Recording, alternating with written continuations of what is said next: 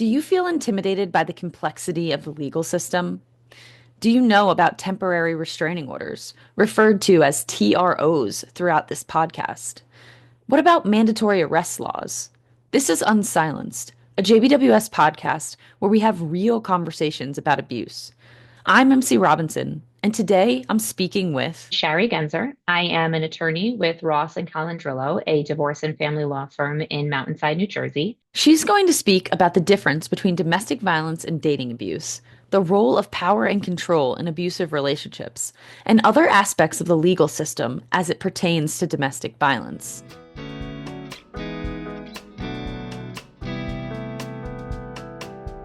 The idea of a person being abused by an intimate partner is not just a legal issue. It Right. is a societal issue. And in Yes. all of the work that I've done, like I said, for over a decade now, both in private and in the public sector, I really see that it's a problem our legal system very poorly handles, Hmm. in that we strive to offer protection to victims of domestic violence, but a piece of paper, a court order, a judge in a black robe can only do so much to impact a victim's life. It is a much larger issue that really requires a more societal approach of what can we do to stop this from happening.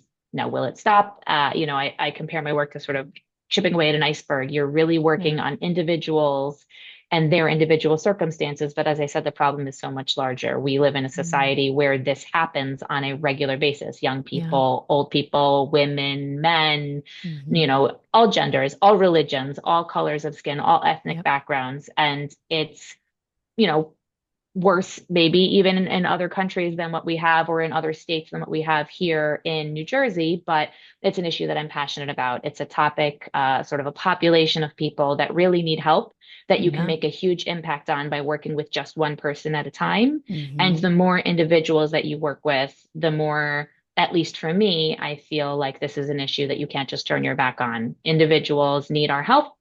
Victims of domestic violence are oftentimes downtrodden in many different ways. And so, as an attorney, it continues to sort of be my passion project to work with victims of domestic violence, just to try to make life Yeah. better for at least one person at a time. I love that. I think that's wonderful. And you clearly have done that in your decade of working with these victims. So thank you. We mentioned we're talking about domestic violence and dating abuse. And I think sometimes these terms can be used somewhat interchangeably, but there is kind of a difference between the two of them. Would you just explain, like, what is dating abuse and how is it kind of different than domestic violence? Sure. So domestic violence, I'll go with the legal definition Yeah. for a moment. So when we define domestic violence under New Jersey law, and we're talking about what qualifies for restraining order protection in the family court, there's different categories of people that would qualify for protection. It is a list of actions, whether it's harassment, sexual assault, physical assault, criminal mischief, criminal behaviors of specific defined acts Mhm. between two people in a family type relationship Mhm. that then qualifies a victim to seek protection from the family court. And in a most traditional sense, if you go back to like the 90s, when the Prevention of Domestic Violence Act was sort of put into place and we had our restraining order laws being effectuated, the idea was, if a husband beats his wife and the cops are called and they tell him to go take a walk around the block, Mhm. that doesn't stop it from happening again.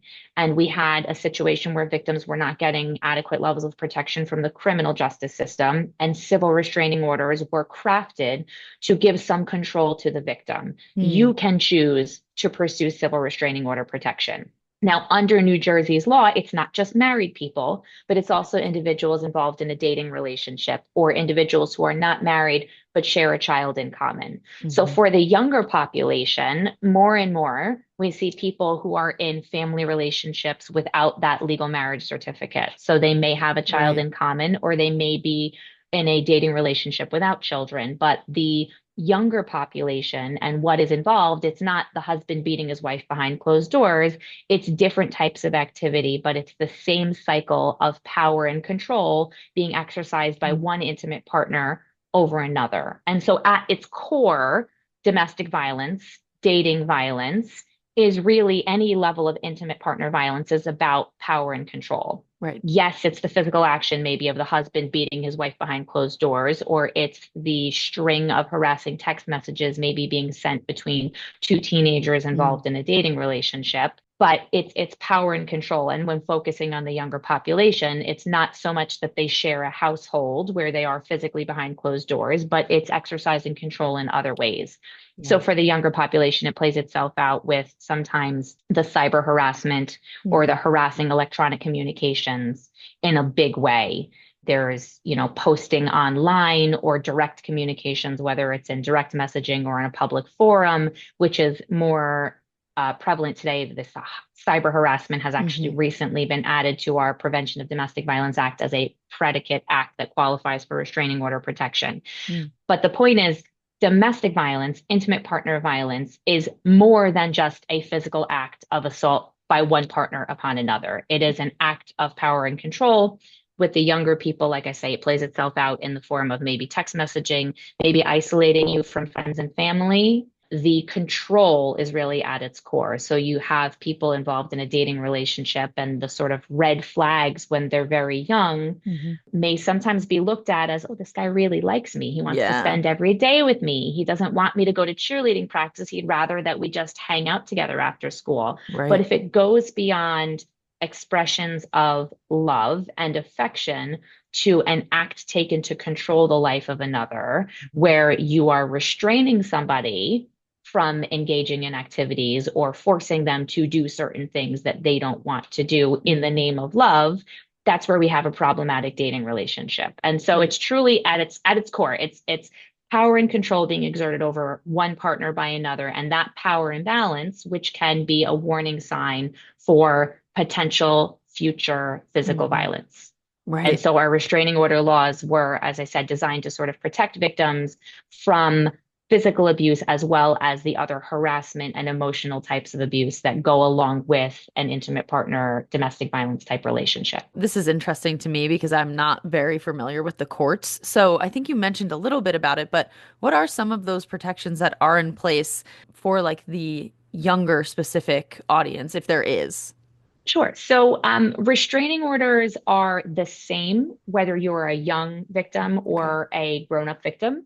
The restraining order is available to a victim whether or not they are over the age of 18 or under the age of 18. Hmm. There are requirements, though, that the defendant must be, or the abuser must be over the age of 18 or Hmm. has been deemed emancipated by a court. And I won't spend too much time defining Right. emancipation, but it is really the the young adult population that I worked with in Family Court is really carve outs for abusers that are over the age of 18. When they're Okay. younger than that, our Prevention of Domestic Violence Act does not apply.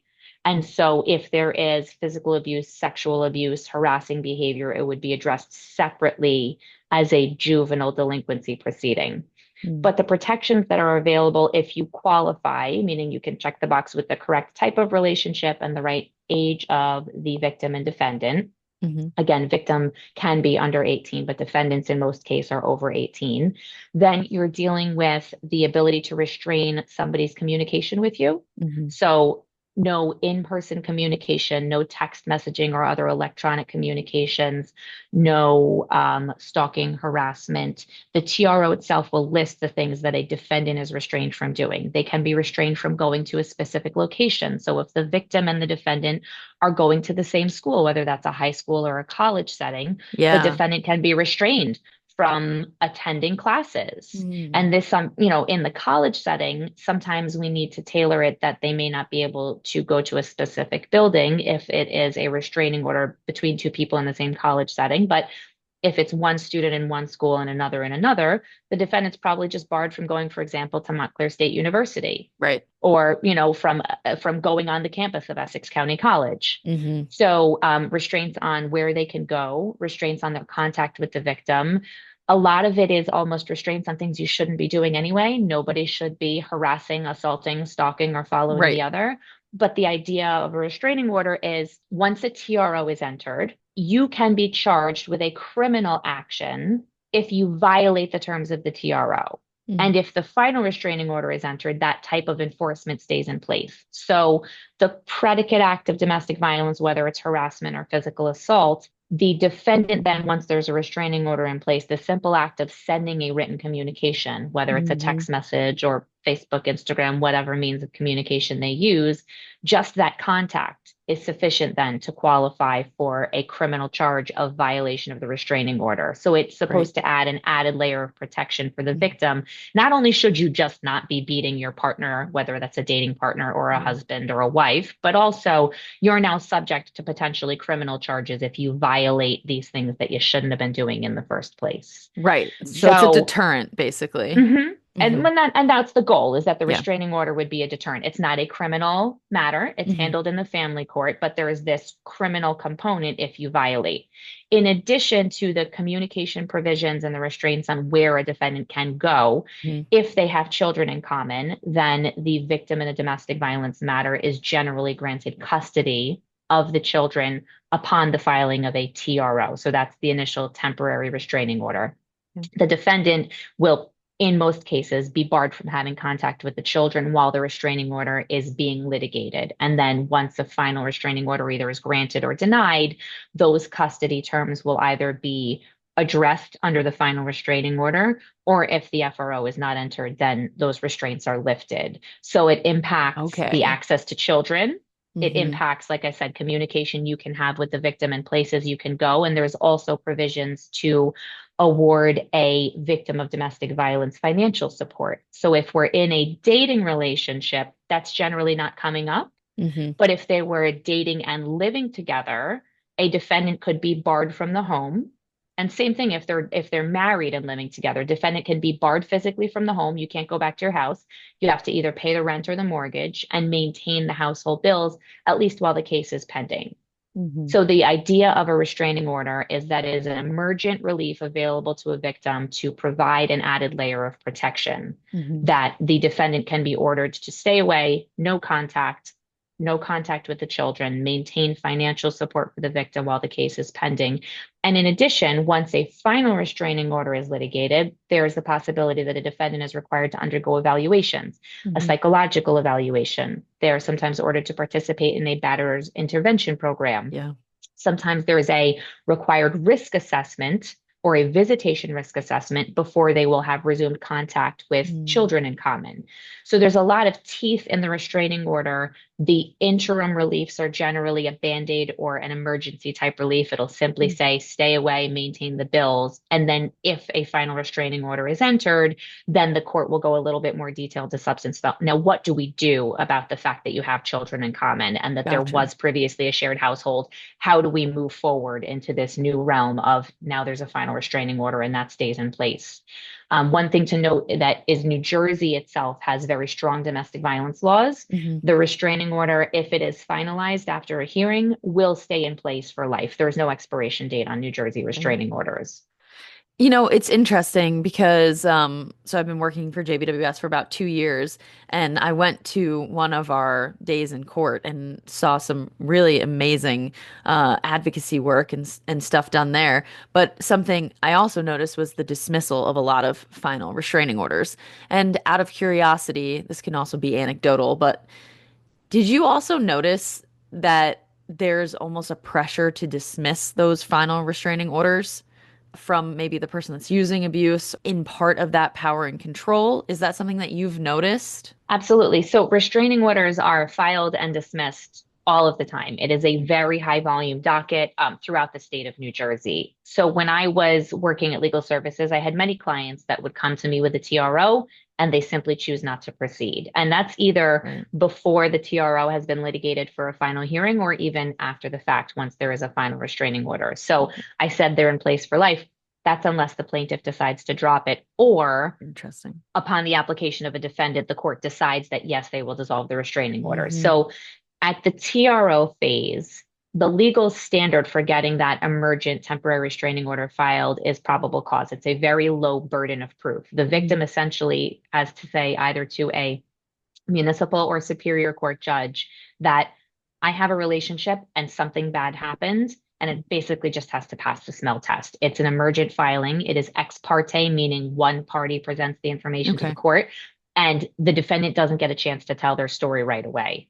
And in some instances, a temporary restraining order is filed and there's negotiations that never enter the courtroom. So the dismissal of that restraining order is because the victim themselves just decided they didn't want to go forward. Hmm. It's not always because they negotiated a resolution. Sometimes the victim is pressured by a lot of things, concerns about maybe the defendant being deported if there's immigration concerns, Right. concerns about who's going to pay the rent and put food on the table, concerns Hmm. about impacts on the children. Hmm. So, with or without pressure being exerted on the victim, we as the advocates can't make a victim proceed with their case. Right. So, particularly as a young attorney, I was like, yes, we got a restraining order. Let's Hmm. litigate this thing. But you have to learn, Hmm. and you do learn in doing this work, that it's not our choice. Yeah. Our role as victim advocates is to provide them with information, make them feel safe and supported. And if that is their choice to drop the restraining order, that is their choice. And we don't change that choice for them. But some instances, the resolution is not a just to drop the restraining order and give up on the whole thing. In some instances, there's a negotiated resolution where there is either two attorneys involved or at least one attorney involved. Hmm. And instead of having the trial in front of a judge, there is an agreement between the parties that they will stay physically separated and Right. certain things will happen. And when those agreements are negotiated, the presentation in court that you probably saw, Yeah. which is the victim coming in and saying, I've spoken with an advocate and I've completed this certification requesting a dissolution of the Hmm. restraining order. And you might have seen 10 of those happen in a Yeah. row. That procedure in court is exactly the same, whether they drop it just because they don't want to proceed or whether they drop it and they've negotiated a resolution Hmm. outside of court. Yeah. So we hope as victim advocates that it's not just a victim dropping a restraining order with no protections in place because Hmm. she's been pressured or coerced, but there's a lot of impacting factors on a victim of domestic violence that Yeah. may cause them to drop it. So I talked about the reliefs that were available. Mhm. The restraining order laws were written to try and offer protection and to consider the issue of maybe financial concerns or issues about the Right. children. But if a victim, after filing a TRO, decides that it's not the right move for them, Hmm. then that's their choice to make. And oftentimes there will be restraining orders maybe filed once and dismissed, and then another restraining order filed in the future and dismissed. It's not always the first time that a victim seeks to leave an abusive relationship Right. that they ultimately cut off contact. Right. And, I've seen that in my practice where there's a TRO dismissed. Either I have the client as a repeat client or I get them, a few TROs in and they come and they say, well, yeah, I went to the court and, I dropped it the last couple of times, but now I'm ready to go forward. And again, it's the victim's choice when to go forward. But the Yeah. process for dismissal of a restraining order is something that happens all of the time. And Hmm. the court does their best to, we've got a victim advocate, people from JBWS that Hmm. speak with these victims in the courthouse or by phone and make sure that they're not being coerced or under Yes. duress to dismiss it. But if the victim says the right things, then the restraining order is going to be dismissed. And we really don't Yes. ever know what's happening outside of the conversations that we have with a victim. There may be things going on Hmm.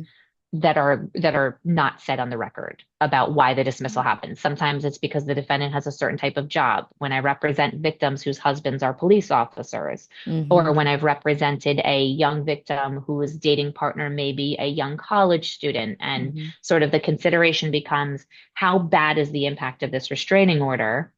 Right. Is that the ultimate goal that we want here? Hmm. And I'm a private practice attorney now. I've been doing this for 10 years. I've done both sides of these cases as a defense attorney in DV matters as well. We're looking to find a settlement outside of court so that there is not ongoing reverberations for a defendant in a domestic violence matter.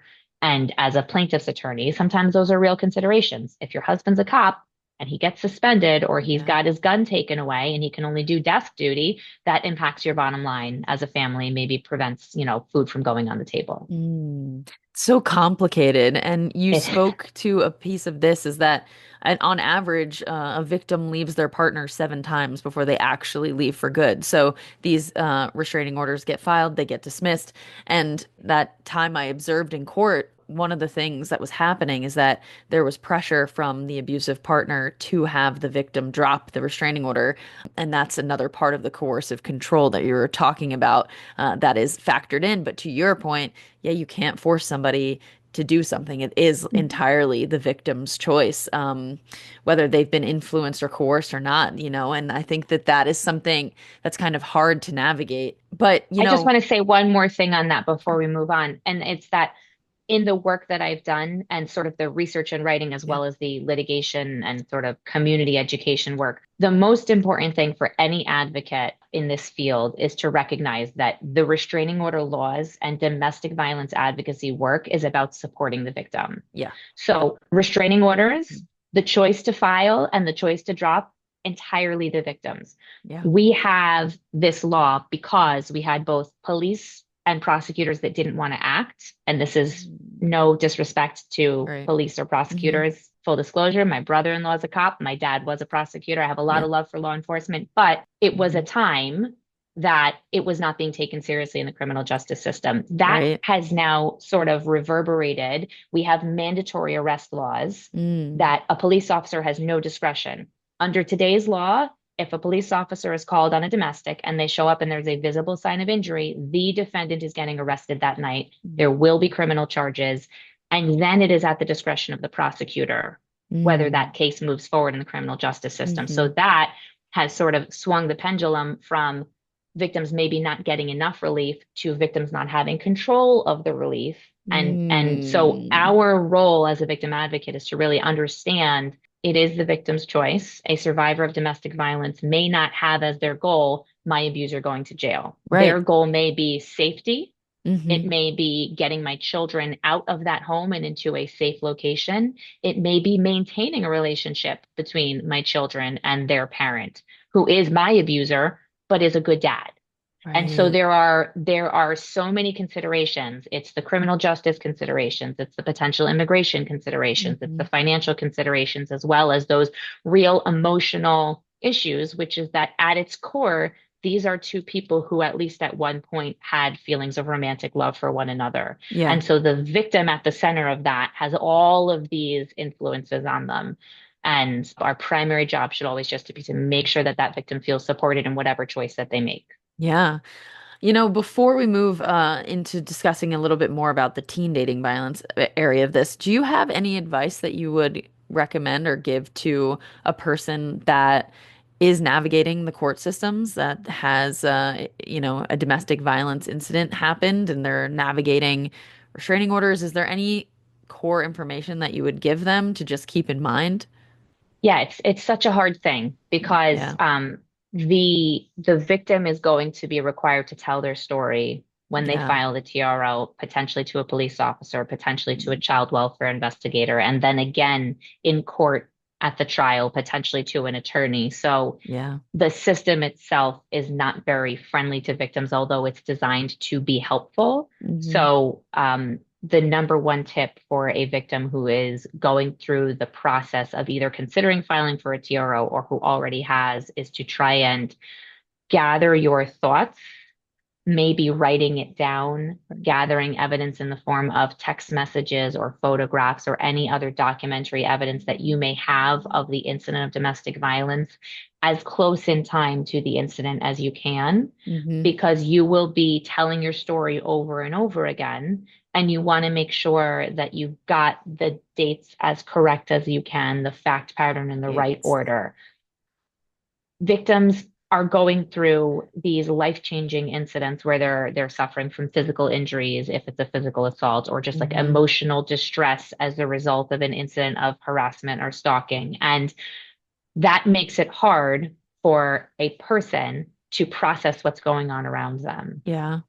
And it's not easy to then get in front of a judge and tell your story about what Hmm. happened. Hmm. So, number one is to try and gather your thoughts and really get the information maybe down on paper if you're capable of doing that. We've all got cell phones. You can do a Hmm. voice memo to yourself. So the idea of just trying to get your story straight and get the information gathered in a clear manner is very helpful for you as the victim, and then for potentially an attorney taking on your case. And if there's no attorney involved, at least for the judge who then receives that information at a Hmm. hearing. The other tip is that there are resources available through JBWS and other Mhm. sort of nonprofit entities that assist victims in either finding legal representation or finding social services, financial support, that you're not in this alone. So, for a victim considering leaving an abuser, whether through the court system or at the very early stages of I'm in this relationship and I have to find my way out, just know that you're not alone Mhm. and that there are so many resources out there that I'm sure you are going to link at the end of this podcast Yes. for a victim to go and find the help that they Mhm. need. But the core, as I said, of domestic violence is a cycle of power and control. And a victim often feels very isolated because they spend a lot of time either covering up the abuse or they've just become accustomed to the abuse. And if that's their normal, if the victim is used to being put down, physically assaulted, sexually assaulted, or Mhm. harassed on a regular basis, it's easy to feel as though this is normal and I'm never going to find a way out. Right. And so finding that mental space to say, this is not okay. I'm going to stand up for myself and I'm going to seek help and know that there are resources out there that are available for you.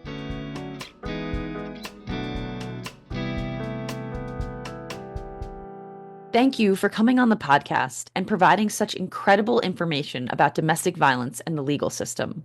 I personally knew very little about this topic going into our conversation, and you made a complicated subject much easier to understand. Please tune in next week to learn more about all facets of abuse and how it might present in your community. Thank you for listening to this episode of Unsilenced, Real Conversations about Abuse. This podcast is produced by JBWS, a domestic violence agency serving Morris County, New Jersey. Please let us know what topics you would like covered on this podcast by sending an email to podcast@jbws.org. Please note that this email address is only intended for content relating to the podcast. It is not meant to offer immediate assistance or access to services. If you live or work in Morris County and think you might be in an unhealthy relationship, JBWS is here to help. Please visit our website at jbws.org to learn more about our services or call our 24-hour helpline to speak to members of our staff at 1-877-782-2873. If you recognize controlling or abusive behaviors in yourself, JBWS can also help change those behaviors.